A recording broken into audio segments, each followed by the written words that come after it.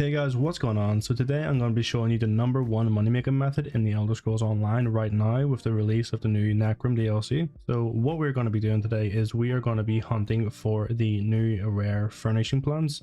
So as you know, if you've been following the channel for a little while now, basically every time there's a new DLC there will be a new set of furnishing plans, and each of them at the start of the DLC is going to sell for hundreds of thousands of coins, if not millions of coins if you get a purple one.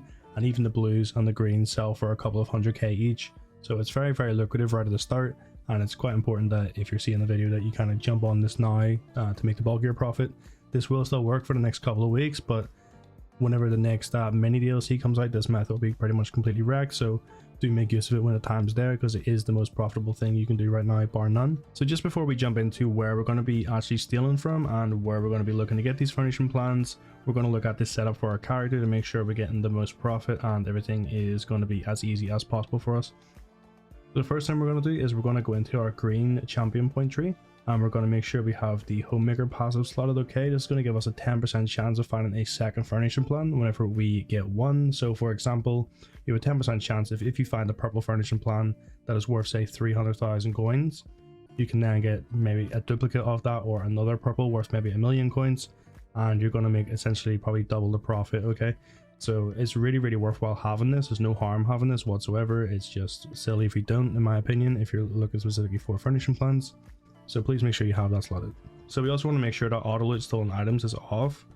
Now the reason for this is we're going to be stealing from one of the main cities in one of the actual places where, you know, taken from urns and things like that counts as stealing.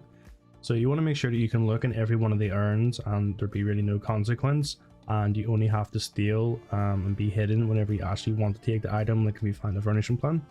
So it's just really beneficial to have auto loot stolen items off, and that way you can just look in all the urns and press B and very quickly get in and out of them. So the location we're going to be in then is just in the main city of Necrom, just in the bottom right corner here near the grocer. So essentially there are quite a lot of urns here. I think there's probably 50 plus along this one wall. There's many more across the city, but I think this is probably the best location for it. So all you want to do essentially is go one by one through all of the urns along this wall. Now personally I put myself into first person mode because it's easier to get to each of the urns and to make sure you're not clicking the same one twice, and just to make sure you're not missing any. Essentially all you do is you just go through here. Okay, now you can see I'm not actually stealing all the items, so I'm going into an urn, I can see there's an item in it. If it's not a furnishing plan, I'm just coming out of it again because I don't actually care about it. It's not worth my time picking up like a lockpick or lost frontiers or anything like that. The only thing I want is furnishing plans. Now there are quite a lot, which is actually quite a nice change from some previous DLCs. A lot of the previous DLCs there was nothing like this. You would have to go to your house, there was maybe 9 little boxes and you have to log out and reset every time you loot about 9 of them. This time there's about 50 things plus. I mean, realistically you can go beyond this wall. There are actually hundreds if not thousands of urns in this city of Necrom, so you don't have to log out. I find that's the biggest pet peeve of mine, is constantly logging in and out whenever I'm doing thieving for motifs or furnishing plans. It really makes me not want to do it. So the fact that I can just stay in the game, stay immersed, and just keep looking in urns, and there's so many of them in such a short period of time, in such a short space, it makes me want to really keep doing the method. So personally I think the most efficient way to do this is to get to the end of the wall, okay, and then log out and log back in. That's going to reset all of the urns in the area, and you pretty much just go back and forth along this wall looting about 50 crates. Okay, I think that's the most efficient. You can, of course, if you don't want to log in and out, just go around the city as I mentioned, but that is completely up to you.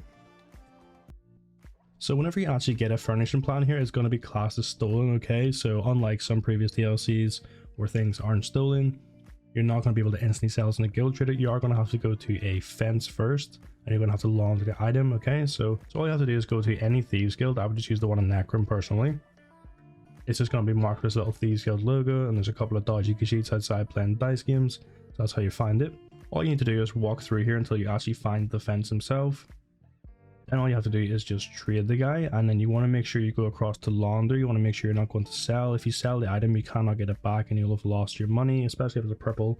This will be a really frustrating thing to happen, so please make sure you go across to launder and you click that, and then if you look in your inventory you can see that that item is now no longer stolen, and you can just sell that on a guild trader as you normally would.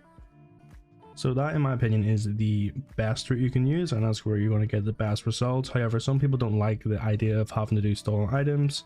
So if you want to go to a location where you're not actually stealing the items and you're just sort of getting them, and there's no need to launder or go to a thieves guild or anything like that, there's no risk of losing it to a guard if you mess up, then there is actually another location. So for this next location, you want to go to the Necrom boundary. Okay, you can see the location of that on the map on screen now. Essentially, when you get here, there's going to be these two portals. Okay, you want to go into the green one if you've never been to Apothecary before, and that's just the fastest road to get to where we want to go. So whenever you get here, what you want to do is you want to actually come to the little city called Cipher's Midden. Okay, and there's going to be a house right in the middle. It's a study, so it's going to look like this. You can see on my screen right now. Essentially, all you want to do is go in there, and there are going to be some non-stolen item locations you can steal from, so things like wardrobes, dressers, etc, etc, that you can just go through and you can steal all the items. Okay, like this is much like the other DLCs where you maybe got like 9 or 10 things, but there's no guards, you're not stealing.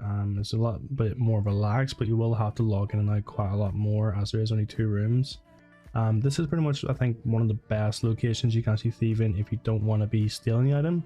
But again, personally, I would just prefer to be stealing from the urns and taking them to offense. So yeah, remember, whenever you flew to all the room, make sure just to log out, log back in. You don't have to exit the door or anything. You can log out in the room and just keep walking back and forwards. That will save you a little bit of time. So yeah, I'm just gonna have a quick look at the current prices of these. So obviously this DLC just came out today on Xbox, so a lot of the motifs haven't even been discovered yet. There haven't even been one of them, you know, listed on the market. But you can see here there's a blue one for 190k, there's a green one for 90k. I expect both of them to sell, to be fair. I can also see there's a purple for 300k. I'd expect that to sell really quickly, because even though it is a banner, it is pretty much the only one of that item up so far.